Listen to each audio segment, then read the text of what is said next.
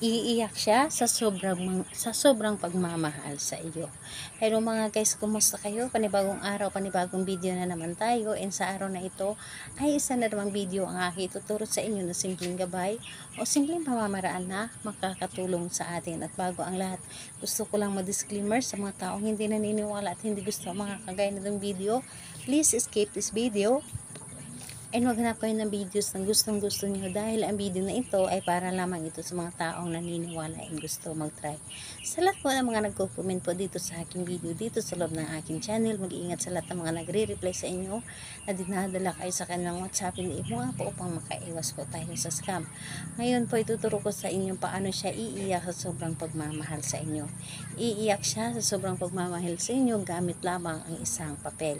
So dito po ihanda natin ang isang maliit na pirasong papel lamang, ganito lamang kaliit, at kailangan lamang natin dito ng panulat. So ayan lamang ang dapat nating ihanda.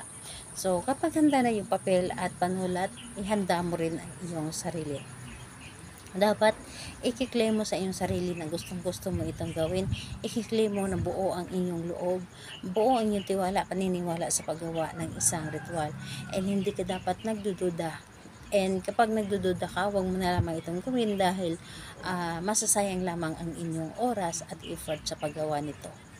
Dapat po ay buo ang inyong loob sa paggawa. So ngayon po, kapag ready ka na, handa ka na, pwede mo na itong umpisahan. So ang gagawin mo lamang dito sa isang papel, isusulat mo dito ng 3 ulit yung pangalan niya at apelyido. So 3 ulit po pangalan niya at apelyido, at kung nasulat mo na yung kanyang pangalan at apelyido, itupi mo lamang ito ng 3 bisis nang papasok po sa inyo. At kapag naitupi nyo na ito, ang gagawin po ninyo dito sa papel, ilagay mo ito sa ilalim ng inyong unan. Ilagay mo ito sa ilalim ng inyong unan or sa loob ng punda ng inyong unan. And kapag nailagay mo ito sa loob ng punda, ang unan nyo po ay ikutin nyo po 3 bisis na papunta sa inyo.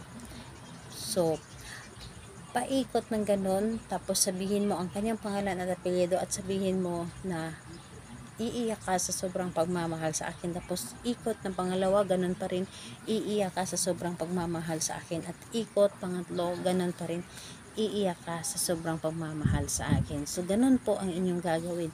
At kailangan itong papel na ito nasa ilalim po ng unan. Nasa ilalim po. And ayun po, hayaan mo ito ng 3 araw o 3 gabi doon po sa ilalim ng inyong higaan or sa ilalim ng inyong unan, saka po ninyo ito kunin at ibaon po. And kung wala po kayong mapagbaonan, pwede nyo po itong i-flash doon sa inyong CR. So ayun po, kailan ito pwedeng gawin? Gawin ito sa kahit anong araw at oras, pwede po ninyo itong gawin.